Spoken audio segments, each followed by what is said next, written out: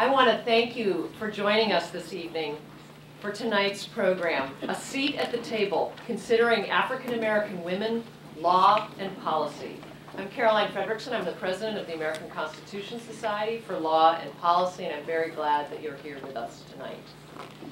ACS is a national network of lawyers, law students, judges, policymakers who believe that the law should be a force to improve the lives of all people. ACS works for positive change by shaping the debate on vitally important legal and constitutional issues through the development and promotion of high-impact ideas. This program promises to do just that. I am very much looking forward to tonight's discussion. It's a continuation of ACS programming that has been generated out of our Equality and Liberty Issue Group, which considers racial justice and women's rights, among other issues. For example, ACS recently co-sponsored a talk with Melissa Harris Perry on her book, Sister Citizen, Shame, Stereotypes, and Black Women in America. We also convened an online book talk with Danielle McGuire, who's the author of At the Dark End of the Street, Black Women, Rape, and Resistance, a new civil rights movement from Rosa Parks to the rise of Black power. And Professor Geneva Brown authored an ACS issue brief, The Intersectionality of Race, Gender, and Reentry, Challenges for African American Women. And our judicial nominations work includes a very, very strong focus on getting more African American women onto the federal and state bench. Tonight, I turn over this evening's program to LaShawn Warren, our Vice President of Policy Development and Programming, to introduce the discussion tonight.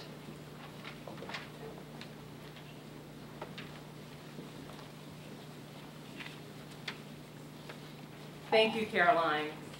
I am so excited that we're actually doing this program. I think that this will be a very interesting and very timely conversation. Again, I'm LaShawn Warren. I am the Vice President of Policy Development and Programming here at ACS. So last month, the Washington Post and the Kaiser Family Foundation released results of a survey they conducted on African American women. The survey revealed that half of African American women consider racism prevalent, and close to half fear that they will be discriminated against. Additional findings included statistics indicating that 75% of African American women are concerned about financial instability, and 62% worry about access to health care.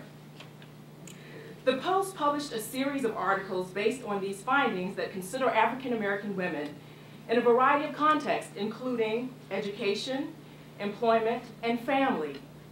A recurring theme in these articles is the role that stereotypes play in the experiences of African American women. Law and policy agendas are not immune from these stereotypes, and such agenda setting can go unchecked without African American representation at the table. As I reflected about tonight's program, I thought about a book that I read many years ago entitled Having Our Say by the Delaney sisters, daughters of a former slave. The sisters recorded their life and shared very valuable insight and wisdom. Tonight's program provides a unique opportunity for African American women to have their say. We will hear from African American women who have made their way to the table and are impacting law and policy in very profound ways. These legal and policy experts will speak about how they got to their current position. They will discuss how African American women are faring in policy and legal settings. The panelists here tonight are women that I am fortunate to know not only professionally but personally. They're women that I greatly respect and admire. I can assure you that you are in for a real treat tonight. To facilitate our discussion tonight, we are pleased to have with us Krissa Thompson. Krissa is a national staff writer for the Washington Post. She began writing for the Post in 2001 and currently covers civil rights, race, and politics. Krissa is a part of the reporting for the Post series on African American women in America. Please join me in welcoming Krissa and our distinguished panelists.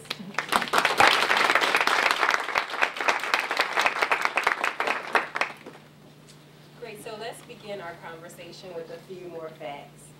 Black women comprise 3% of federal legislators. They're 5% of the federal bench.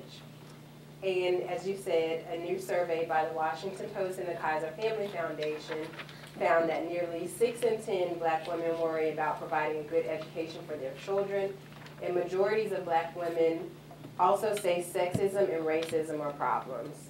So tonight we'll look at this data in the context of law and policy and the agendas that shape black women's lives. We'll ponder what an agenda benefiting black women would look like and think about whether there are enough black women at the table when such policies are shaped.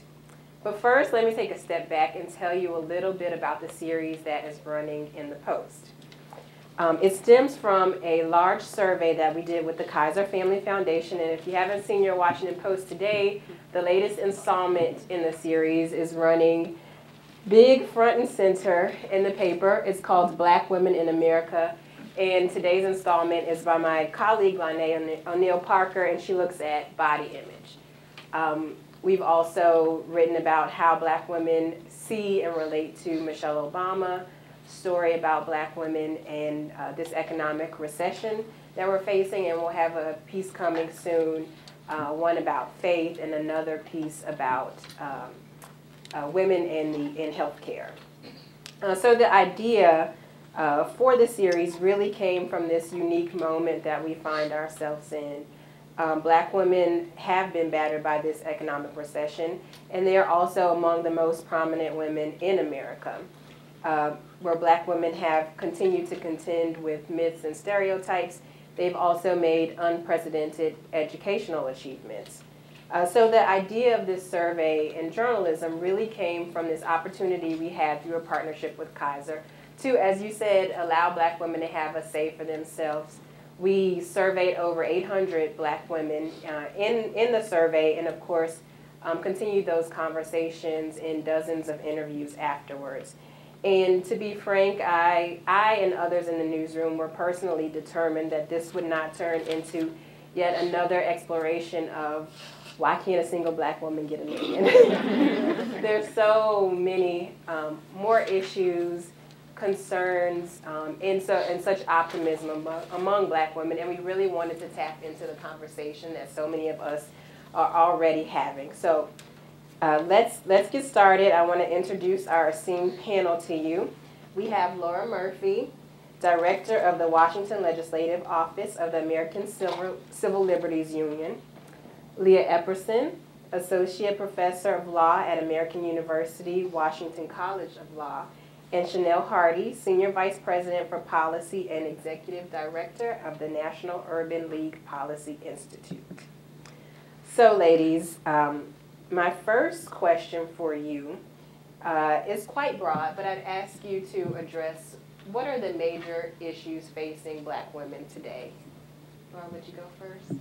Sure. And thank you, Caroline, with Sean and Kanye for putting this panel together, and thanks for including me.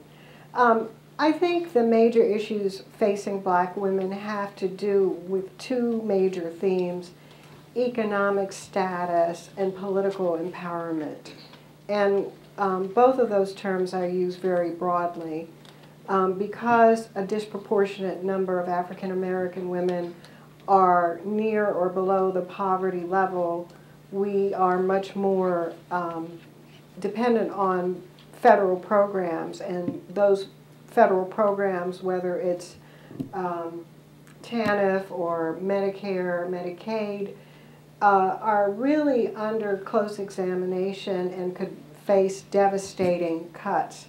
And so when you hear changes to Medicare, you really ought to think about black women who live longer than their black male counterparts and who are more likely to be disproportionately affected. And I also think the public school system is not serving black women, young girls, very well. And there's been an emphasis among black leaders about the problems facing young black males, but I think the problems facing young black women, especially having to do with control over reproductive choices are astonishing and challenging. The cost of birth control pills, sex education, the disproportionate use of abortion, really point to a group of women who are having trouble choosing and controlling the direction of our reproductive health. And then the other area is the political sphere, where I think that so often when it comes to public policy, we talk about women and we talk about African Americans, but we don't see the unique intersectionality of those two groups. And I think we should, we need more African American women leaders, not just in elected office, but also in organizations like ACS and the ACLU. Of course, we have Black women leaders who have done great jobs in the NAACP, in the National Council of Negro Women, and I could go down the list. It's great to have newer leaders like Chanel Hardy. And so I think in those two areas, basically the economy and in politics, we have unique and special challenges that differentiate us from most minority groups in the United States. I'll just leave it at that and give other people time to have their input. Leah? Well, thank you for allowing me to be a part of the conversation, and thank you to Caroline and to LaShawn for inviting me here.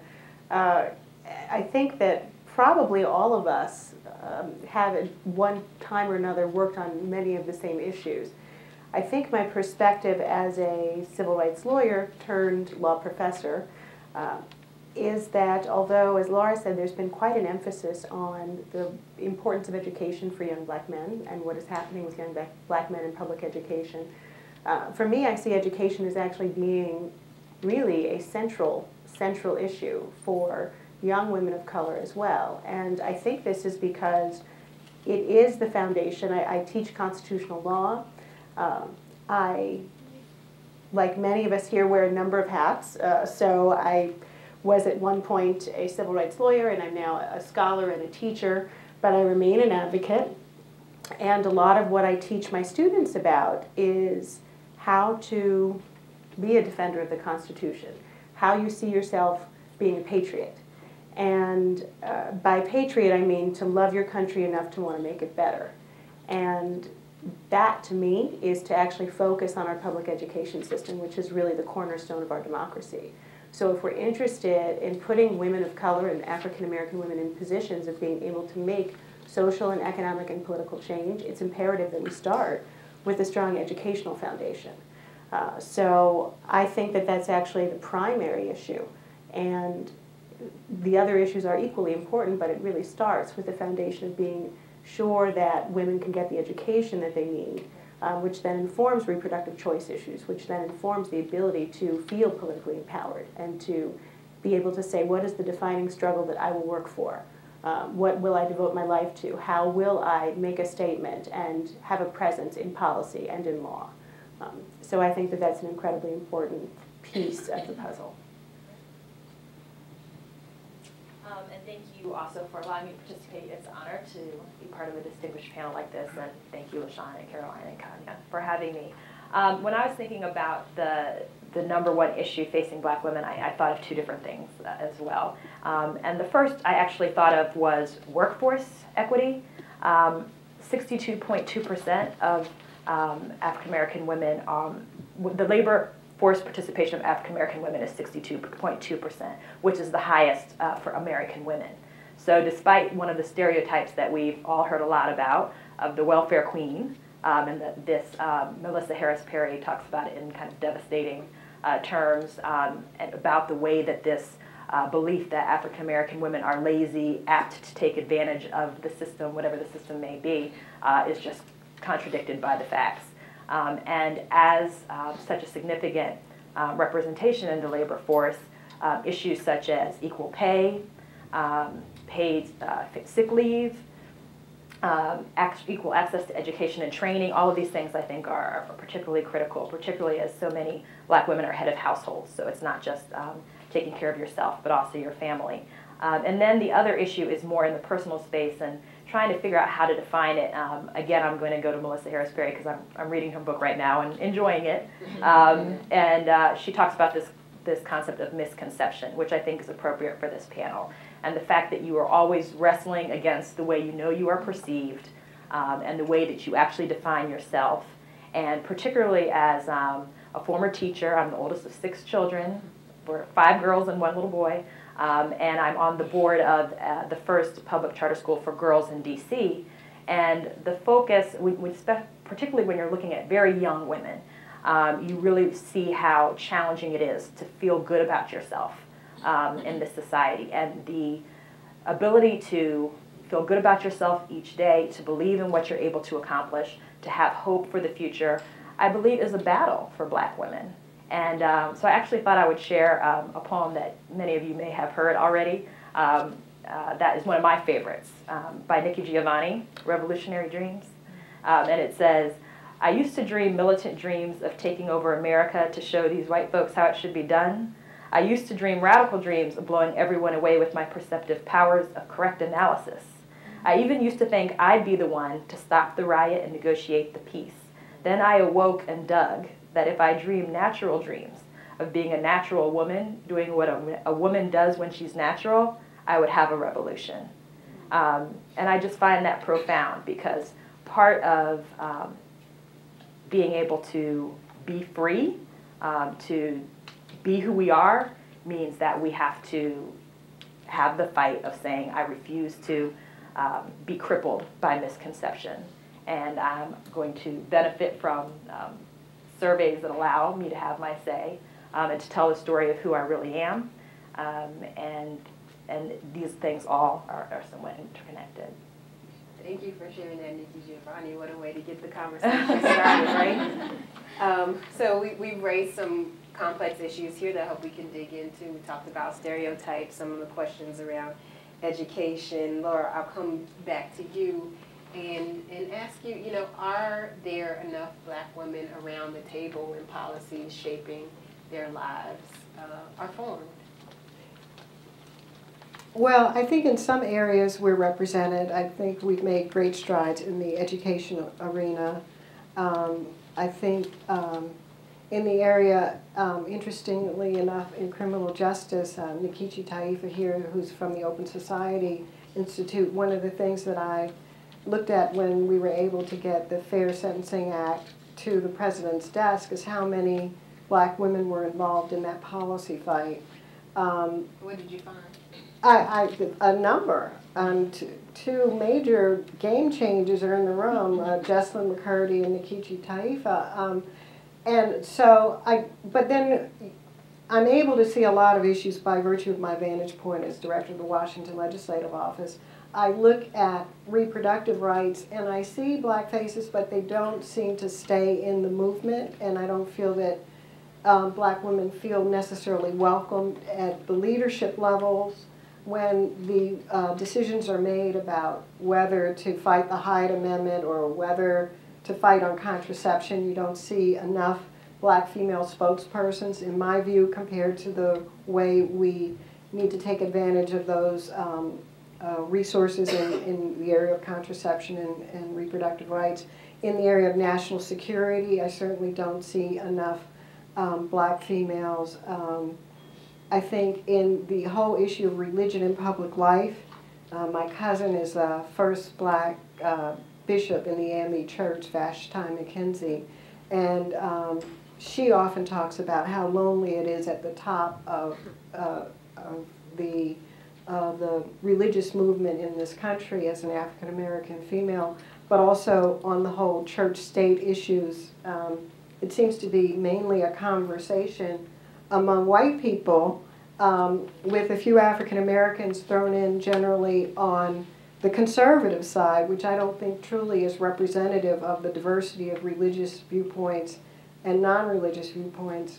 My family taped a video in Maryland 2 weeks ago about Marylanders for Marriage Equality and the number of mainstream African American leaders who will fight for LGBT issues. It's such a welcome relief to have someone like Ben Jealous there, because historically that's sort of been a radioactive issue for black leadership. So I think we are definitely making progress in the policy arena, and I think our jobs, for someone like me who's been working over 30 years, is to make room for other black women and to make sure that we hire black women, that we reinforce each other when society doesn't reinforce us, that we find ways to convene, that we circulate resumes and job openings. And I think if it's going to change, it will really be because we as a group decide that a certain scene needs to change, and I think we have the capacity to make change. Open doors for one another. Yes, absolutely. Leah, you mentioned that you left advocacy for academia. We've been talking a little bit about education here. Mm-hmm. Would you weigh into what an education policy benefiting African American women would look like? An education policy benefiting African American women. Well, I think a lot of what many of us who work on education policy work for, in some ways it's not limited to women of color or to female students of color. A lot of it is more broad-based policy looking at the economic, educational, and political landscape. There are a number of issues lately in the news that I think a lot of people have focused on. One of them was actually a year ago, but recently one of two women who were in the news a fair amount because they had, in an effort to give their children as good a public education as possible, were found guilty of falsifying their address and were actually criminally charged in doing something that is not entirely uncommon, right. That in fact many people advocate for, to say you go where you can go to find the best education for your child. What's unfortunate, however, is that we rarely, if ever, have heard of families of parents being prosecuted for doing this. Would you explain for folks in more detail in case they hadn't heard about this? Sure. Well, one of the examples, Kelly Williams Bullard was an Ohio mother who actually used a fake address, so they say, that's the charge, to send her children to a suburban public school, which she thought was a better educational environment. And where she lived, the schools were not as strong.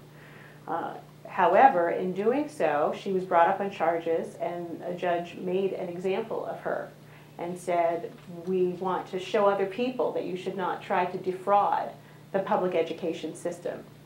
So in addition to accruing about $30,000 in charges for sending her child to a suburban public school, she was charged. She spent 2 weeks in jail. And this is unheard of. Yeah. And it's an unfortunate scenario also, because the reality is this is not an entirely uncommon scenario, and yet likely her circumstance, her economic circumstance, her race, her gender, all of these things play into exactly how she was received. And for others who do this all the time, they're not brought up on charges, or at the very least they have a much better representation in terms of being able to keep them out of the criminal justice system. But that's an example of going back to the heart of, when you talk about education policy, it really is that we are in need of broad-based reform. We're at a time when the educational disparities affect most vulnerable communities and most vulnerable populations. And so about 50% of African American, Latino, and Native American students won't even graduate from high school. We have a public education system that is actually, in many ways, experiencing much more disparity than we saw at a time, I'd say, 10 years after Brown v. Board, when you really saw a rise in desegregation in public schools. Public schools are more segregated now at any point than in the last 40 years.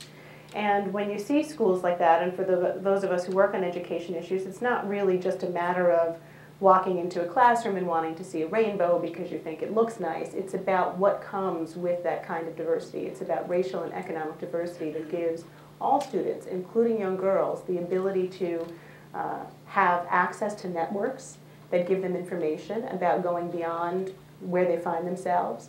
It's about having the ability to sort of see beyond whatever racial, gender, economic, and spatial disparities and inequities have them in that place. So a lot of the work that I have done as a lawyer, that I continue to do as a teacher and a scholar and consulting, is around a lot of these kinds of educational disparity issues, and it's about working to address these kind of inequities. Chanel, so we know that African American unemployment rates continue to supersede the national average, and for Black women who are more likely to be head of household, that has a really disproportionate impact. You're working in the economic space. Talk to us about some of the issues there and the policy agendas. I think in terms of the economic space, I want to start with the point that Laura made at the beginning about the conversation that's happening right now around the federal budget and what our priorities should be as a country. And just say that we continue to resist at the National Urban League the concept that the debt is the most pressing problem when we're still recovering from an economic recession that just devastated many communities, but had a really devastating impact on the African American community in particular.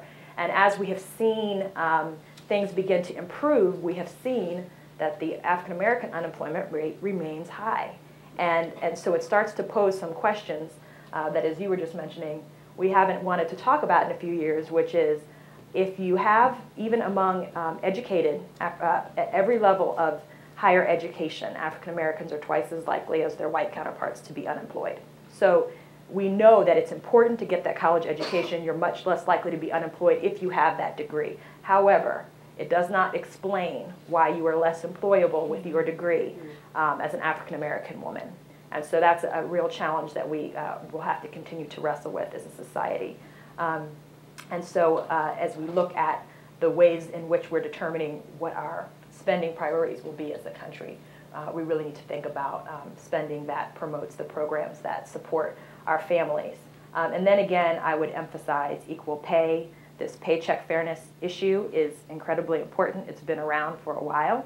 It has not been resolved despite the success with the Lilly Ledbetter bill. That was great. But we still have an issue where African American women, as we said, we're working really hard, but I don't know if you've heard the recent wealth statistics.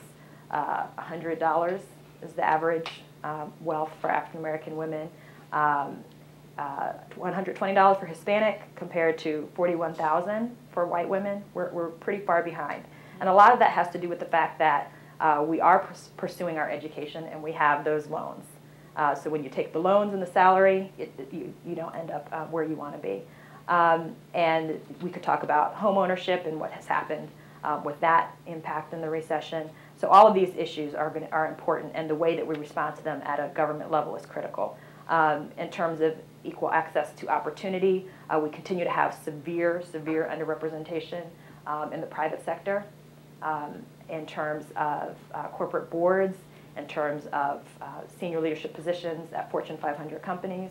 In education and training, we have an important story, I think, in terms of our community where we recognize that the majority of African American students at higher education are women. But if you look at the number of students overall that are African American women, the percentage is very low, and so we still need support. And I think one issue that's coming up on the horizon for all of us is the revisiting of the affirmative action and higher education case, and the way that could have some, we've seen some of the impacts, for example, in California. And then again, there are many coalitions working on this issue of paid sick leave and the fact that over 40% of private sector workers don't have access to paid sick leave, and the way that impacts families. So those are some of the key issues. And this is a question for whoever wants to jump in as we look at some of the structural issues that Black women face. We're talking about education and with the economy dealing with discrimination, racism, and sexism. We're in a time now when there's conversations about this being a post-racial society. We're in the middle of a presidential campaign. We'll shift to the general race. Does it come up much? And I'm wondering, as you're looking to push, you know, have these conversations with policymakers, are you finding that the issue of why do we need to deal with race is on the table now, and how do you deal with that? I think race is very much being dealt with in the presidential election, but it's through a lot of code words, like the food stamp president, or some of the things that Newt Gingrich has said. I think this country still hasn't resolved the whole melting pot notion. We haven't come to grips with what an American should look like. That's why the president's birth certificate is always being challenged by a subset of Americans. And I see race being played out in the immigration debate very clearly, because the focus is on Latinos. It's not from Canadians who overstay their visas, or Germans who are here who are undocumented. And I also see race coming up, and national origin and religion coming up through the attack on Muslims, Arabs, and South Asians. So I think what people may be tired of is the conversation about the African American experience. A lot of people want to be forgiven for slavery and the vestiges of slavery and Jim Crow, and they want to point to Barack Obama as proof that America can overcome its very disastrous racial past.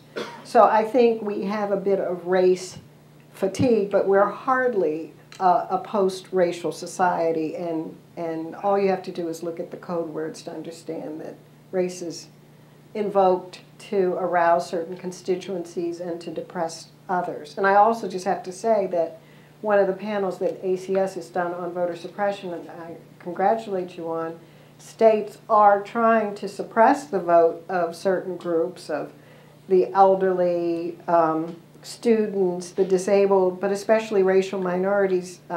25% of African Americans don't have photo ID. So the stakes in the upcoming election around issues having to do with race, and whether or not we reach resolution on things like the Paycheck Fairness Act, whether or not we choose the right budget priorities, the stakes could not be higher than I've seen at any time in my lifetime for why people really need to pay attention and turn out to vote. But they're not necessarily going to hear bad things being said about black women or black people. They're going to have to read through code to determine really who's got their interests at heart and who doesn't. Can I add to that too? I think that in terms of how race is used in policy, because I agree with everything that Laura said, is we're not allowed to mention it anymore. And I think part of that gets the fatigue. So I see a real resistance to targeting policy in a way that would really address some of the disparities that we see. So when we talk about the black unemployment rate, we've seen that the unemployment rate for white Americans is going down. Something is working. That's great news. It's not going down for African Americans, and it even kind of goes up a little bit, maybe comes down a little bit, goes back up. So to me that says targeted policy solutions are required. Things that focus on addressing a specific problem. And we're not going to get there just by solutions that are applied across the board. And so that's very challenging when you have this fatigue or this discomfort or this feeling that we must be post-racial that says, I don't want to do anything that says it's going to particularly help black people. And so we have to be creative in the policy conversation, looking at ways that we can get to that end without being that specific. So are we going to target by census tract? Are we going to target populations that were particularly hard hit during the recession? But we have to figure out ways to target policy.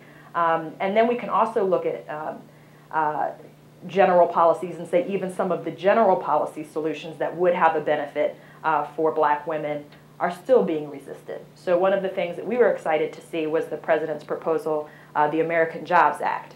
that had a lot of programs that would have put people back to work immediately, that would have made federal investments that say, we're not going to wait for trickle-down theory to work and for the job creators to start creating jobs. We're going to go ahead and put people to work immediately, and that includes youth, because right now, young black people are extremely likely to be unemployed, and for years. And I know all of us probably have examples of the talented young people we see that are working, just glad to have any type of job, as opposed to the job that they went to school and studied very hard to do. And so a proposal like that should have had widespread agreement, we saw get blocked. It did not go anywhere. And so what we've seen now is several of the initiatives, including the Summer Youth Jobs Program, the president announced as a public-private partnership, pretty much just asking the private sector to hire more young people, and to hire particularly more young people of color and more young people from under-resourced communities. And while that's a solution, it's less than ideal. And so I think those are some of the ways in which we're confronting race and policy.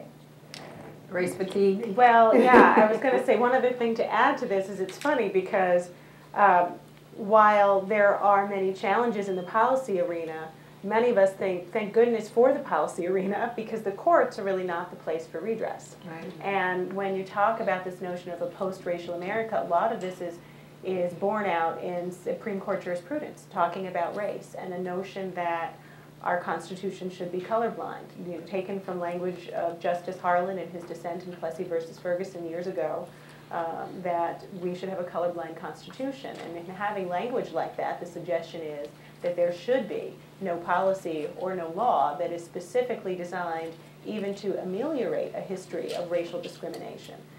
That there should be race blindness, if you will, and this is what gives rise to the current debates about affirmative action. There's a case before the court now, right? Yeah, yes, Fisher versus University of Texas, which is the first challenge in federal court to an affirmative action in higher education policy since Grutter versus University of Michigan was decided several years ago. So it's definitely before the court, and I think there are those of us as legal advocates who do think, as difficult as it is to make policy change, it is perhaps a more practical route at this point, and in this day and age. Working in Washington, working through... Well, and not even limiting it to federal policy, but also at the state and local level.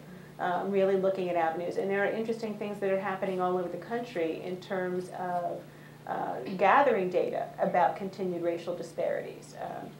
And so there are certain states like Illinois and Connecticut who have, as part of efforts around their state legislation, working on efforts around racial justice issues. I do agree with Chanel, though, that a lot of what happens, and I think a lot of where people think there is more room for movement, are around what many people would call targeted universalism policies, policies that are not necessarily race-specific, but that have the effect of targeting the most vulnerable populations that include populations of color, that include racial minorities, that include economically disenfranchised women of color. So, you know, I think that policy is difficult in many ways. Federal litigation is even worse. Let's move to a slightly different topic. We mentioned stereotypes, so let's go there.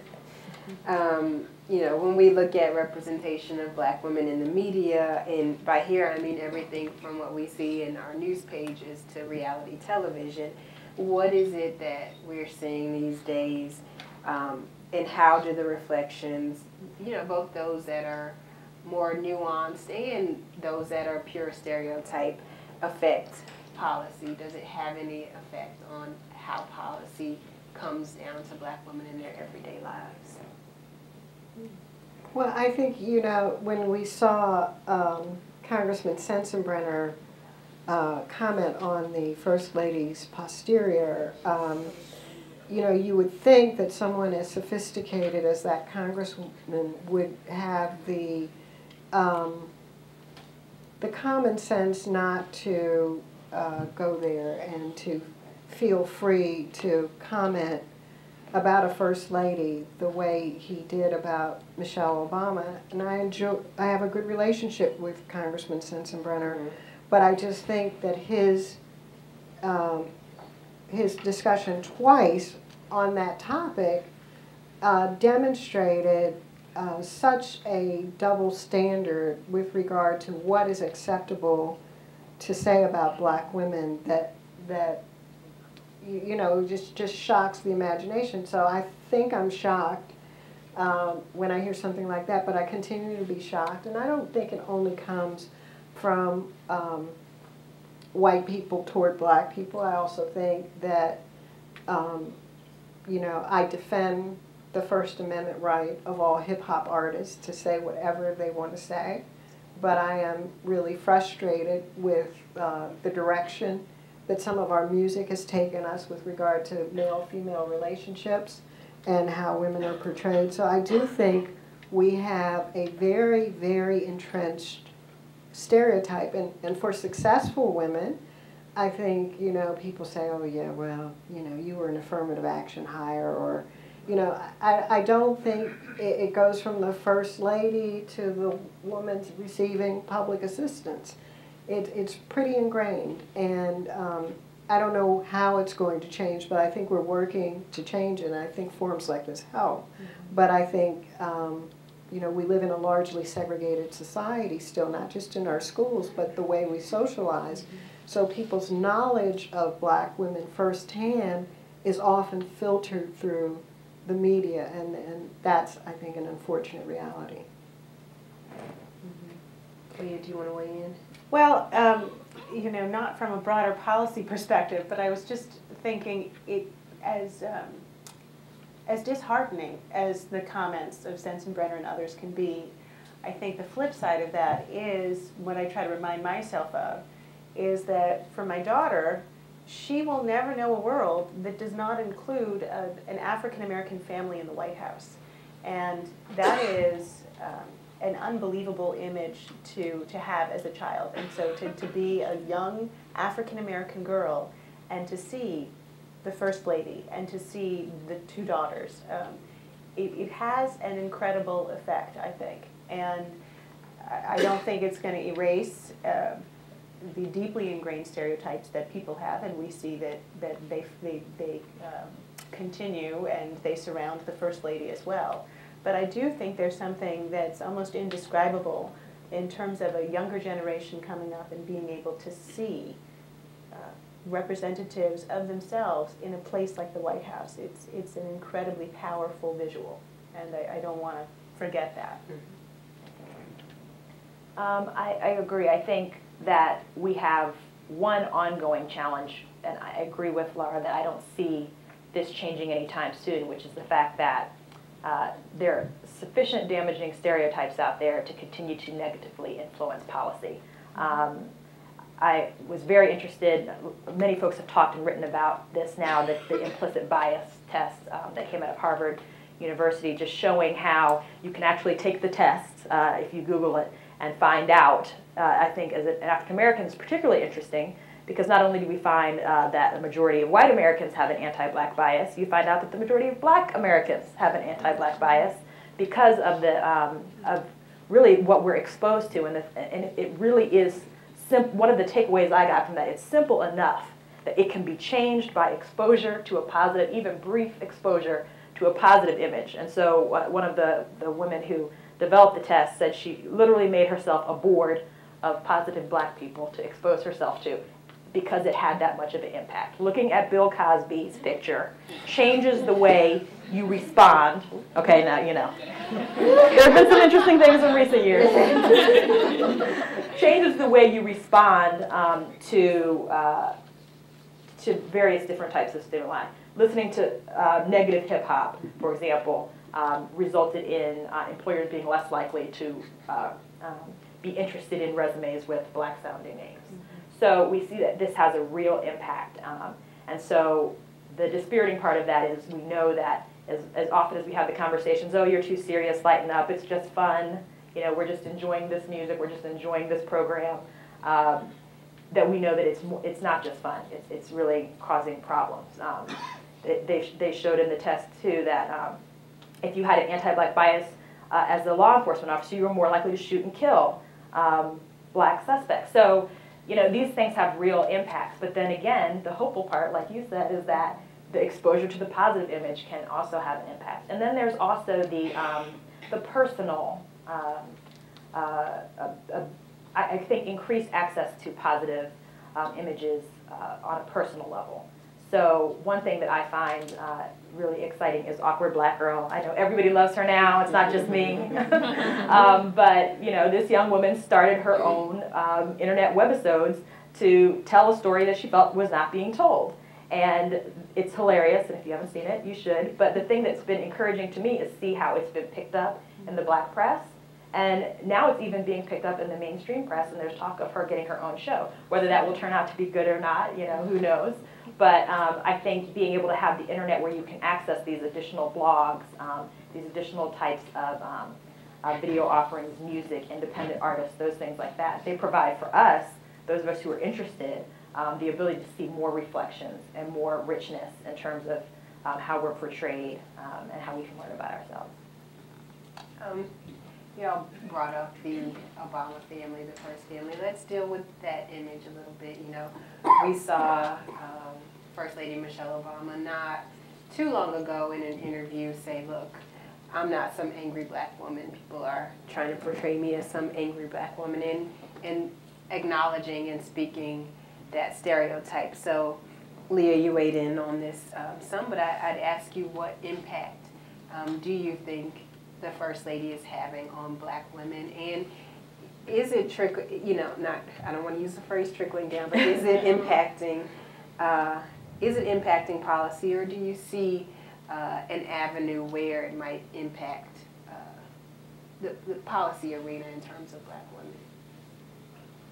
I think her obesity initiative is really important, and I think we as black women, and it was in the Washington Post today, have a greater propensity to be obese, and that causes a series of issues, high blood pressure, diabetes.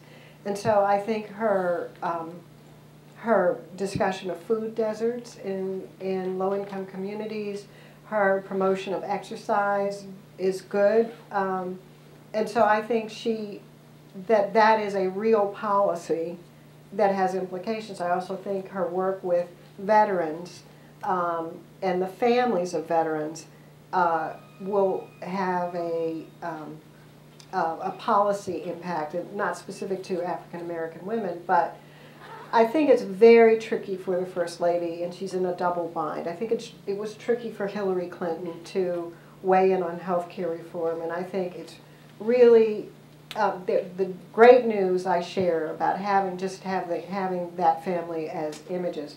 But to think about a Harvard Law graduate and what she is not allowed to do by virtue of being the First Lady, I feel frustrated for her. And I think she has done her job magnificently. And when I wake up and see her doing anything, I get a little rush. And you know, but she has had to walk such a tightrope in terms of using her intelligence. I mean, Charles Ogletree said to me he thought that she would one day run for president, you know, and it wouldn't be Barack. So, I mean, that's the caliber of intellect you have there, but she's got to navigate her role as First Lady very carefully, as Betty Ford, as, you know, Hillary Clinton, as Nancy Reagan. But I think she has a special burden of not seeming to react to race, because when the president reacted, just off-the-cuff comment at a press conference that was supposed to be about health care reform, to the incident with Professor Skip Gates from Harvard, and that led to the beer summit, it totally derailed a conversation that he needed to have in order to claim victory and tell people about the path forward with health care reform. And so I think that they have been trained, unfortunately, to be as race-neutral sounding as humanly possible, yet the aspirations of many African Americans were that they would finally, somebody in the White House would truly get it, truly get what it, and that all of these policies would flow. And I think there's only so much one first family can do. Agree. Chanel, I'll come back to you then. I know you were a teacher at one point, and you know, and having worked with young people, we're talking about images. I'm wondering how you see them filtering to these young people and what impact they're having on their lives and their psyche. Well, one thing that is refreshing and heartbreaking about children is they are unfiltered and completely honest, and all the things that we try to pretend that we don't see, children will strip that away. And when I taught 5th grade for a couple of years in Anacostia, one of the things that was particularly heartbreaking is that one of the worst insults, obviously, you could give any other person was to comment on how dark they were. And my students learned to find that to be kind of funny, because if I ever heard that, they'd have to stay after school and write an essay and review all of these books of beautiful pictures of people from around the continent of Africa. And it got to the point that I would have students regularly, and it was heartbreaking, but they would regularly bring their little siblings, their friends, and say, "Go ahead, ask her, go ahead, ask her." And they'd be like, "Miss Hardy, I heard that you like brown skin. Is that true? Miss Hardy, I heard that you like nappy hair like mine. Is that true?" That just tells me the devastating impact that these images are having on children. And when I look at my youngest sister, who's 15 years old, and of course, I'm not biased, extremely beautiful,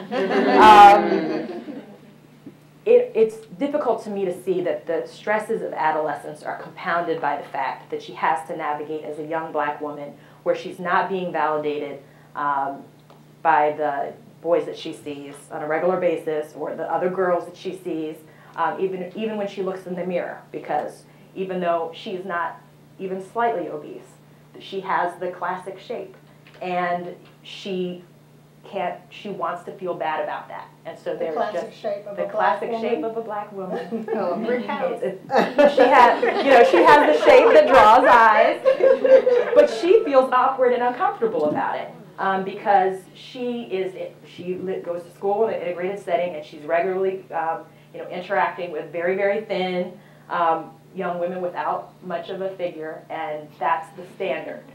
And so she feels bad about something that she should feel good about. And so I find that it's necessary to be incredibly intentional, both as black women and as white women, because, and anybody of any color, if we don't tell children of all races to appreciate and value each other based on our differences as well as our similarities, children will draw their own conclusions, and we're not going to like the conclusions that they draw. Because if you're a white child of extremely well-meaning white parents who never explain to you the things that you're seeing and navigating on your own, you're going to come up with some of the conclusions that my little sister and brother's friends continue to come up with, which is, there's not enough swings at the playground, you're the black one, you should not be the one to swing. Or if you're a little black child, then you're going to feel, even whether you articulate it or not. I mean, one example for me of them just kind of piercing through it was, I think it was the third Transformers movie, I can't remember which one, and they had two of the Transformers had kind of like gold teeth. They're Transformers, okay? They're not people. They're car/robots. And they had kind of like their wires hanging out that looked like dreadlocks, and they were talking in a clearly stereotypical vernacular, and they got, I think they got killed off, and they were also they were comic. And my little brother and sister were in elementary school, and they were just like, why did the black Transformers have to act like that, and why did they die? So it's like, kids can see that, and we want to say, oh, they're not perceptive enough to get that. And so I just think it's a challenge to protect children, but also to be very intentional. And if I can say one more point that I thought was good from the Melissa Harris Perry book, she did say that we have done a very good job as black women in sharing the positive traits about the positive stories, the positive figures that we can all look up to and feel good about, and that she saw that reflected in the survey she did. So I take hope from that as well. One other point to add to what Chanel's saying, though, which is it's a heartbreaking story, but it underscores how important it is to have more African American women in positions like the position you had in Anacostia, to be there for those girls and to be there for those children. One of the things that is an unfortunate byproduct of desegregation has been the dearth of black teachers. Studies have shown that as a part of desegregation, essentially you had desegregated classrooms, and the teachers who lost out were often the minority teachers. So there are less of us in the classroom, and less of us teaching children how to feel proud of who they are and proud of their bodies and proud of what they look like. And I think one of the things for us to think about in the world of breaking down all sorts of barriers and glass ceilings is also to continue to encourage entrance into a field that is more traditional, but is actually losing a lot of us, which is education. Right. And so I think that's just sort of highlighting a need for a continued emphasis on that. Great. I think it's getting close to time for question and answer, so get your questions ready. And I guess before we shift there, I'll ask you, again, we're looking at this presidential campaign and the conversation that is taking place and will continue to take place throughout the year. So, what are a couple of the top things on your wish list for the candidates? What do you want to hear? What do you want to see? Pie in the sky, dream big. I'd like to see a president who continues to focus on educational policy, who continues to put money into educational programs, which is an area where, on the one hand, I think we've had an unprecedented amount of federal involvement in public education in recent years, but a lot of key programs that have benefited African American students, like the Magnet Schools Assistance Program, for instance, the money just keeps going down. And so I would hope that there would continue to be emphasis on really buttressing education programming. Go ahead. I'll say, I can since read you your said face. since you said pie in the sky, I'm just gonna. I don't know if I'll ever hear a president talk about this, but I'd really love to hear someone talk about. I should say a candidate. I'd really love to hear someone talk about criminal justice policy. We have just conceded as progressive thinkers that we're going to lose on this issue, and it's just devastating. I know I've used that word a lot today. It's really hurting Americans across the board. We already know we're more incarcerated than almost any other industrialized country, but so it's not something that's unique to us as black women. But the prison population of African American women is growing rapidly. We already know how bad it is for African American men, and we also know the solutions. When I was still working on the Hill, I was just very inspired by Congressman Bobby Scott. He really does his research. He is evidence-based. I know I have some Bobby Scott staff here. And he has presented unfailingly year after year the ways that we can fix this to make it fair and just, and to invest more strategically in prevention. So I'd love to hear a presidential candidate talk about that. And of course, I want to hear the conversation being focused on how we're going to spend our money, what our national priorities are in terms of spending. Well, I have to take off my ACLU hat. Okay, that's fine with me. I'd like the president to articulate his victories because, a lot of presidential scholars have said that this is one of the most productive presidents in recent history, comparable to Lyndon Baines Johnson. And I just don't think this president has been in control of his narrative. And I think if he started to list how he got the country out of an economic crisis, how he, introduced another element of the social safety net with health care reform, which will actually save money. I mean, he just has a magnificent list. And And he signed the Fair Sentencing Act, so there is some criminal justice policy going on. And I would like the First Lady to continue to raise record amounts of money because she's such a draw. And I think that that's a powerful feminist statement, that people are flocking in droves to see her. And I think it's a powerful affirmation of African American women. And if the Republican nominee is Rick Santorum, I would like him to continue to speak about why he thinks that people should have their voting rights restored when they pay their debt to society. See, I fooled you all. And I do think in the criminal justice debate, though, at the state level, because of the economic crisis, we are seeing more and more people talk about de-incarceration. And the head of the criminal division at the Justice Department has been asking us how to effectively and safely lower the federal prison population, which is not decreasing, which is growing, whereas the state prison population is decreasing. So I think there's some openings to talk about criminal justice policy, but I don't think right before a major presidential election is the best time to have an informed, enlightened discussion on it.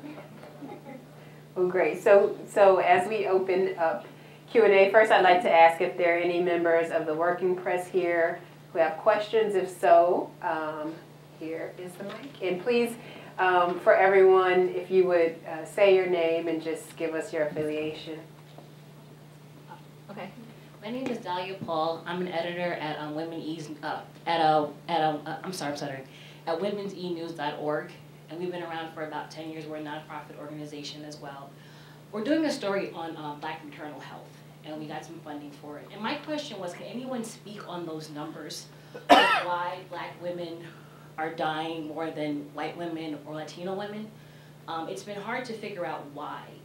And it's not, income, because it affects women from all economic backgrounds. So can anyone speak on that, or is there any work on that? Yes. Policies? There is the Guttmacher Policy Review, summer of 2008, Abortion and Women of Color, the bigger picture. And so it doesn't just focus on abortion, it talks about maternal health and what some of the challenges are. And they see that African American women tend to put the health of their family members ahead of the health of themselves, and this leads to later term intervention when it comes to what stage of pregnancy you're at and the first time you see a doctor. So I do think that there is some good data out there about why we have a higher infant mortality rate in the African American community.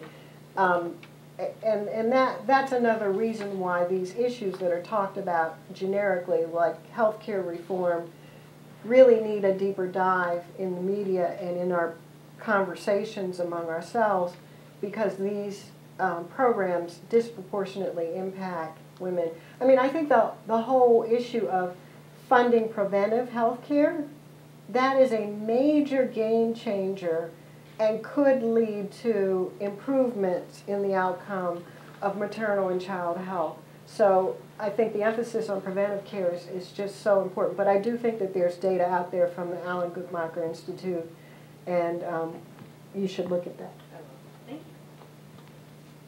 Any other questions from the press before we open it up? Okay. And just Chris's rules for questions.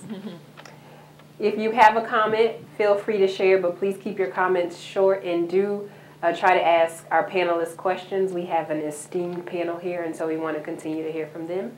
Let's roll. Thank you very much. I'm very pleased to be here tonight. In your earlier discussions, your earlier remarks, each of you touched upon issues that do not get, that African Americans are not fully engaged in the public discourse. Schools are one of those areas. Reproductive health is another. Marriage equality is another. And I'm wondering if you could comment on whether our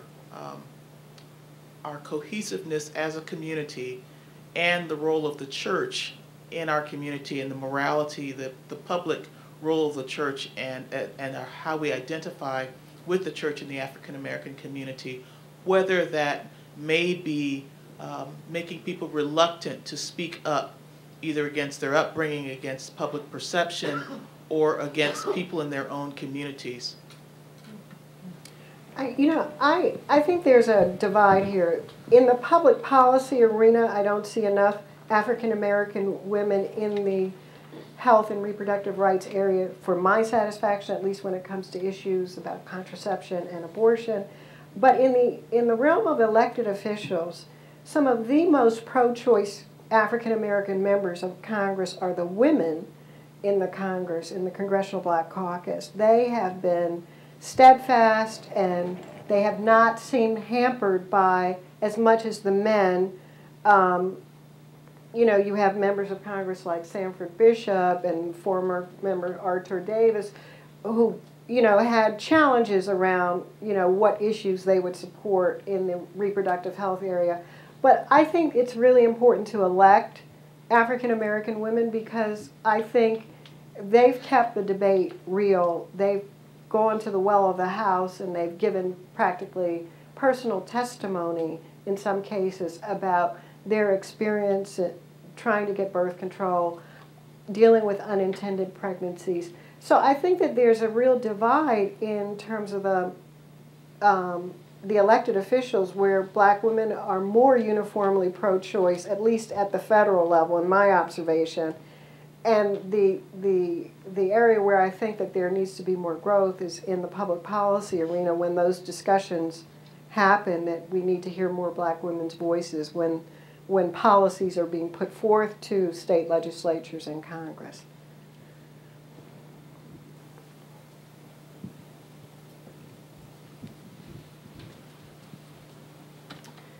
Nikichi Taifa with the Open Society Foundations. I have a comment and a question.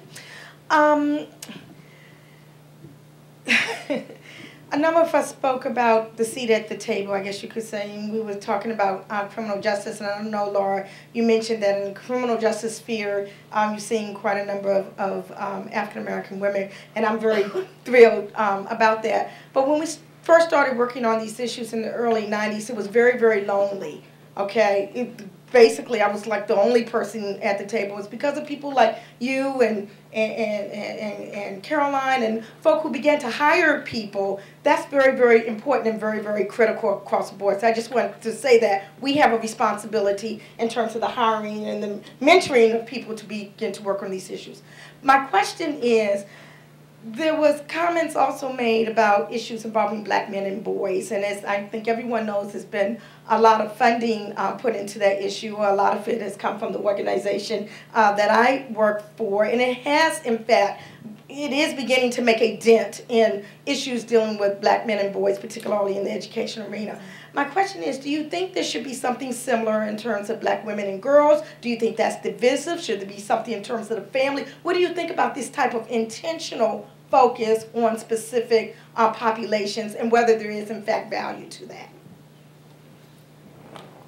Do you want to weigh in first? I do think there's value, and so I do think that there should be, there is a place for concentrated efforts around African American girls as well. And I think the discussion tonight brought up a number of those issues that are important for all of us who are advocates to focus on, and perhaps also to focus on in terms of the targeted funding that people seek from Open Society and other organizations like your own. So I don't think that because of the focus on African American boys that's something that suggests we should not have that, and we should not have targeted programming. I think that there is a place for that. I would just add that I think that part of why that is one, we know that the statistics have been troubling, but also I think it gets back to one of these stereotypes, the strong black woman, and the concept that don't worry about the girls, they'll be okay, because girls are taught to survive at a very young age, and that we're going to hold it together. And look, I mean, one of the big stereotypes is, yeah, we may be lonely in our big, huge houses with our lots of degrees, but I was interested to see the numbers that say, yes, African American women may be it may be employed in professional careers at a higher rate than black men, but the salaries are not higher.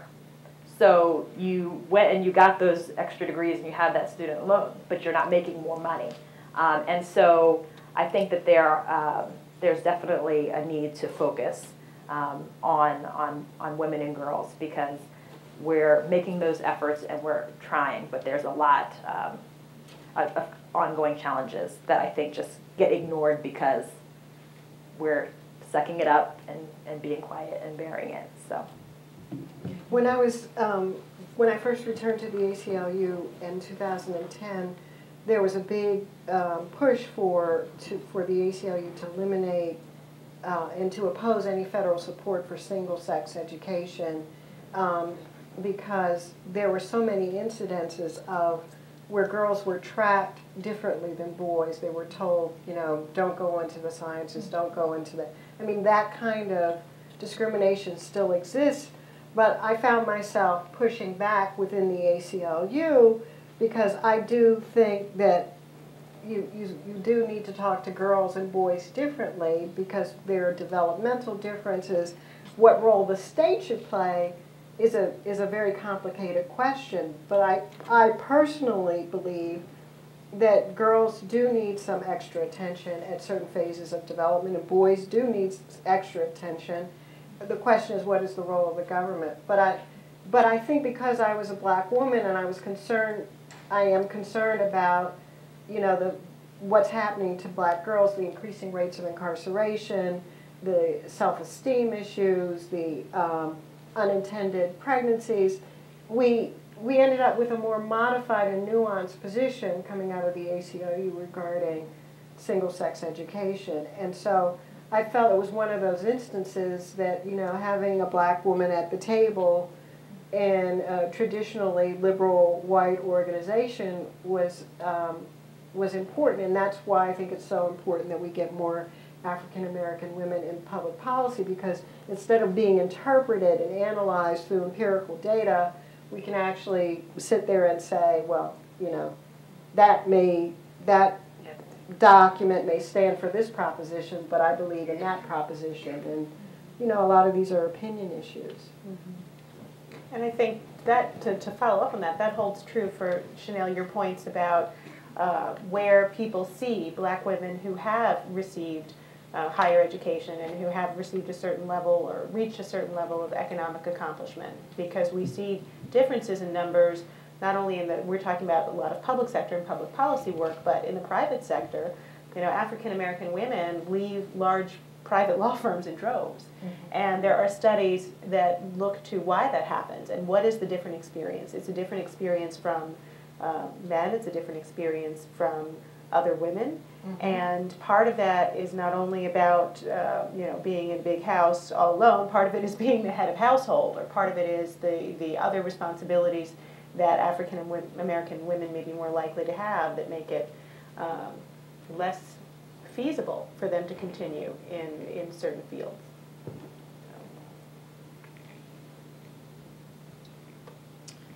Hi, thank you for speaking with us this evening. As you've mentioned, you've all worn different hats several times in your career thus far.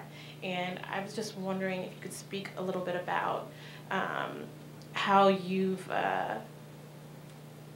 experienced your work in the policy arena, how the different lanes that you've been in, how they've seemed to work together or not work together, whether it be at a law firm or at a nonprofit or on the Hill. How are these different sort of subsets of the policy world working together when it comes to issues that affect African American women, and what do you think they could be doing better?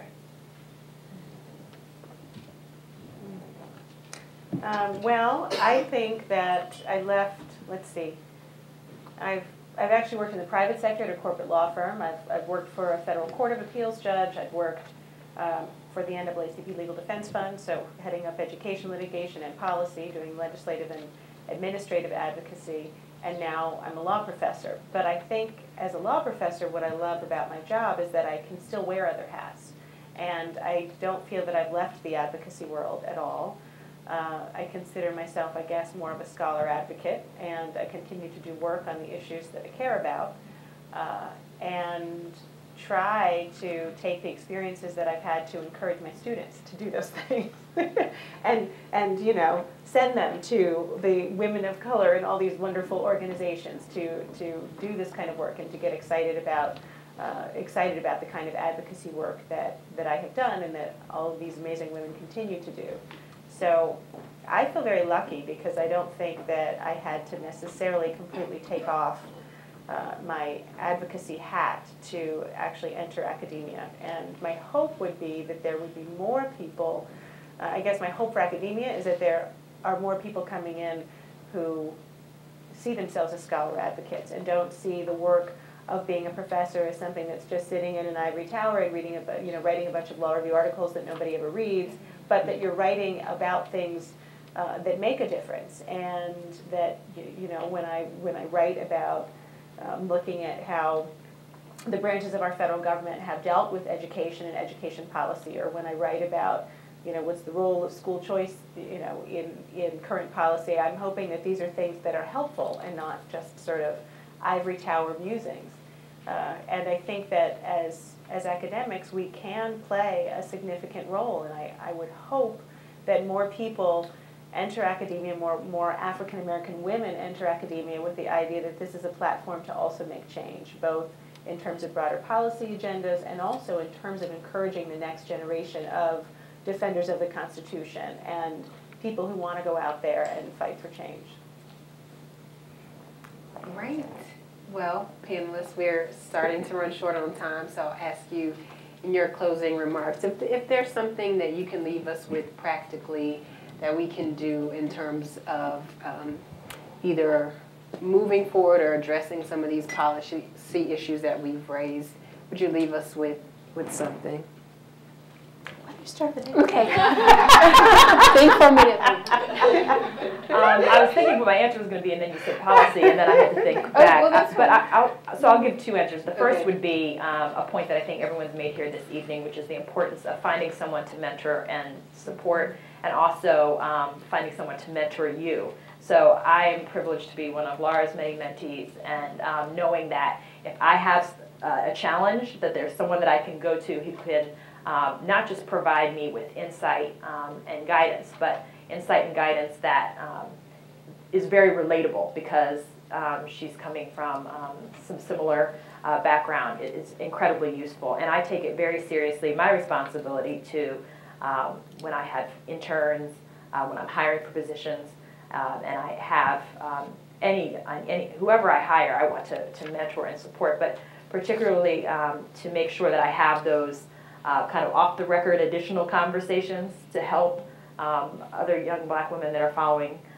me to be able to benefit from the things that I've learned in my career. So that's one key thing. And then the other would be, from a policy perspective, as Laura said, the stakes are incredibly high. And I think one of the key issues is going to be both turnout and dealing with these voter suppression issues. And so really making sure that you're educated and active, because we could have a worst case scenario where people get to the polls. I do election protection phone calls every year. People get to the polls and find out they can't vote. So we need to not wait. There's lots of information from organizations like ours, Lawyers Committee, where you can find out what's going on in your state, what the status of some of these laws that would impact your ability to vote are, and make sure that everyone's able to engage in the political process as well. Skipping over. Well, I would echo what Chanel said. I mean, I guess I think that is similar to what I was saying before about what all of us feel in our positions in terms of paying it forward. I feel incredibly blessed to have had and to continue to have wonderful mentors, and it cannot be overemphasized how important that is, and how much it means. How much it meant to me growing up. My hero was Constance Baker Motley, and I thought, wow, there are black women out there who write the first complaint for Brown versus Board of Education, and our judges and amazing lawyers and arguing before the Supreme Court. So I think none of us should underestimate the ability we have to be positive role models and to serve as a sounding board for younger women of color coming up. I think that that's just an incredibly important piece. And then I guess in addition to that, I would say, we are at a critical time, and what Chanel speaks of in terms of voter turnout is a huge issue, and to me, I guess it just speaks to a broader issue that all of us in the work that we do and in the mentoring that we do to continue to reinforce the power that we all have, the ability to really be the makers of our own destiny. And I think about this in the context of teaching constitutional law, which I'm teaching, actually now it's all about reproductive choice, by the way, so my students are kind of flabbergasted when we're reading these cases and they're looking at how choice is chipped away. But it's incredibly important that each and every one of us knows we actually have the power to make change, and that we are sharing that with people, that if you are interested in making this a stronger democracy, it's not about sitting back and waiting for somebody else to do it, that we all actually have to stand up and get involved. Well, I have to say that I just want to leave with the thought that African American women are incredibly resilient, and we've endured, centuries of slavery and Jim Crow, and we are still making a tremendous difference. And Chanel, I'm really proud to be your mentor, because I'm sitting here saying, I told her she could do this job. I knew she was going to be a rock star. And to hear you, it just makes me so proud that, hey, I got a nickel in that quarter. But I had my mother, and my mother was nicknamed by Nancy Pelosi's older brother, who was mayor of Baltimore, Tommy D'Alessandro. Her nickname was Geronimo. She was that notorious. And she ran for office 3 times and never won. But she registered scores and scores of voters. And she endured the harshest Jim Crow. She had a miscarriage in Montgomery Ward in Baltimore and wasn't allowed to use the restroom. And my father, served in World War II, and he had to ride a segregated train when he returned as a lieutenant from North Africa. And I say, if these people can do it, how difficult is it for me to endure and make a path? And then I was lucky enough to work for Shirley Chisholm. But I still very much, with all the support of my parents, encountered hostile work environments and hostile social environments throughout my career. And I just kept holding on because I had a vision of what black women could do, because I had my mom, I had Shirley Chisholm. Very early in my career, I met a very young assemblywoman named Maxine Waters. And so these women were just rocking my world. And I'm so grateful for that. And I think we have to develop female leadership regardless of race. I think we need more female elected officials. We need more female heads of Fortune 500 companies. We need more female judges and women in the policy arena. But for African American women, all I have to say is that we've got to help each other out and tell each other to keep holding on, and just allow ourselves that visual of pleasure when we see a mentee perform, or when we see Michelle Obama in the White House. Because if we haven't been killed off by the circumstances of the American experience by now, we're not going anywhere. So you can just forget about being down and out. And on that note, thank you all for being here. Thank you, Laura, Leah, and Chanel, for sharing your policy expertise and also your personal experience. And thank you, ACS, for hosting this conversation. Good night.